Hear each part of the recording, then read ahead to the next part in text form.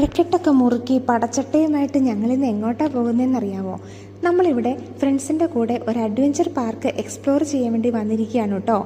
ശരിക്കും പറഞ്ഞു കഴിഞ്ഞാൽ ചെറിയൊരു ടെൻഷനും പേടിയൊക്കെ മനസ്സിലുണ്ടായിരുന്നു.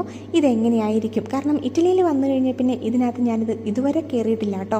നാട്ടിൽ വെച്ച് പണ്ട് മൂന്നാറൊരു ട്രിപ്പ് പോയി കഴിഞ്ഞപ്പോൾ ഞാൻ ഇതുപോലത്തെ സംഭവത്തിലൊക്കെ ട്രൈ ചെയ്ത് നോക്കിയായിരുന്നു. ഇവിടെ വന്നു കഴിഞ്ഞിട്ട് ഇത് ആദ്യമാണ് കേട്ടോ.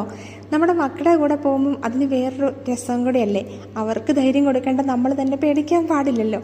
അതായിരുന്നു നമ്മുടെ ഏറ്റവും വലിയ ടെൻഷനും. എനിക്കൊരു കാര്യം ഫീൽ ചെയ്തത് എന്താണെന്ന് വെച്ച് കഴിഞ്ഞാൽ, നമ്മുടെ നാട്ടിലേക്കാളും കുറച്ചുകൂടെ സെക്യൂർ ആയിട്ടാണ് ഇവർ നമ്മളെ ഇതിനകത്തെല്ലാം കയറ്റുന്നത് കേട്ടോ. നമ്മൾ ചെന്ന് കഴിയുമ്പം ഇതിൻ്റെ ട്രയലും കാര്യങ്ങളും ഒക്കെ നമ്മൾ ഇവരൊക്കെ ചെയ്യിപ്പിക്കുന്നുണ്ട്. എങ്ങനെയാണെന്നുള്ള എല്ലാ കാര്യങ്ങളും എക്സ്പ്ലെയിൻ ചെയ്തും തരുന്നുണ്ട് കേട്ടോ. അത് കഴിഞ്ഞിട്ടാണ് നമ്മളെ ഫ്രീ ആയിട്ട് വിടുന്നത്. നമുക്ക് ഇഷ്ടമുള്ളിടത്തൊക്കെ കയറാം. 1 മണിക്കൂറിന് 13 യൂറോയാണ് കേട്ടോ ഇവിടെ ചാർജ് അവർ ഈടാക്കിയിരുന്നത്. എല്ലാവർക്കും, വലിയവർക്കും ചെറിയവർക്കും ഒക്കെ വേണമെങ്കിൽ ഇതിനകത്ത് കയറാം. നമുക്ക് ഇഷ്ടമുള്ളിടത്തൊക്കെ കയറാം കേട്ടോ. കുറച്ചുകൂടെ ഈസി ആയിട്ടുള്ളതുണ്ട്, മീഡിയം സൈസിലുള്ളതുകൊണ്ട് കുറച്ചുകൂടെ ഡിഫിക്കൽട്ടായിട്ടുള്ള, അങ്ങനെ 3 തരത്തിൽ തിരിച്ചിട്ടാണ് ഇവിടെ ഓരോ സംഭവങ്ങളും വെച്ചിരിക്കുന്നത്.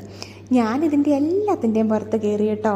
ആദ്യത്തെ ആ ഒരു പേടി ഒഴിച്ചു കഴിഞ്ഞാൽ പിന്നെ നമുക്കങ്ങനെ ടെൻഷനൊന്നും ഉണ്ടായിരുന്നില്ല. എടുത്ത് പറയേണ്ട ഒരു കാര്യമുണ്ട് കേട്ടോ. എൻ്റെ 2 മക്കളും, ഞാൻ വിചാരിച്ചുകൊണ്ടിരുന്നത് ഇവർക്ക് ശരിക്കും ഇങ്ങനെയുള്ള കാര്യങ്ങൾക്കൊക്കെ പേടിയായിരിക്കുന്ന, പക്ഷേ എന്നെ അത്ഭുതപ്പെടുത്തിക്കൊണ്ട് അവരായിരുന്നു നല്ല ധൈര്യമായിട്ട് എല്ലായിടത്തും. എൻ്റെ ചെറുതാണ് ആദ്യം എല്ലാ സ്ഥലത്തും കയറിപ്പോയിക്കൊണ്ടിരുന്നത് കേട്ടോ. അത് കാണുമ്പോൾ നമ്മുടെ മനസ്സിന് ഭയങ്കര ഒരു സന്തോഷമാണ്. പിന്നെ കുറ്റം പറയരുതല്ലോ, ഞങ്ങളിൽ എല്ലാവരേക്കാളും വെച്ച് ഏറ്റവും പേടി പോകുന്ന മനുഷ്യനായിരുന്നു കേട്ടോ. പിന്നെ ഒരു കാര്യമാണ്, നമുക്ക് ബോഡി വെയ്റ്റും ഹൈറ്റും ഒക്കെ കൂടുന്നതിനനുസരിച്ച് ഹൈറ്റ്സിലേക്ക് പോകുമ്പോൾ പേടിയും കുറച്ച് ടെൻഷൻസും കൂടുതലുണ്ടാവും.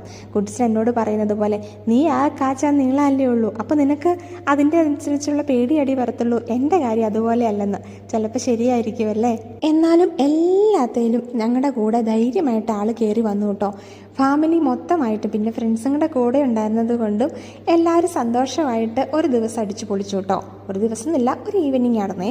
പിന്നെ ഇവിടെ ഫുഡ് കോർട്ടൊക്കെ ഉണ്ടായിരുന്നു. നമ്മളപ്പോൾ ഇതെല്ലാം കഴിഞ്ഞിട്ട് നമുക്ക് ഇവിടുന്ന് തന്നെ ഫുഡും കഴിക്കാം കേട്ടോ. നല്ലൊരു പ്ലേസ് ആയിട്ട് എനിക്ക് തോന്നിയത്. കാരണം ഫുള്ള് നേച്ചറിനകത്താണ് ഈ ഒരു സംഭവം വന്നിരിക്കുന്നത്.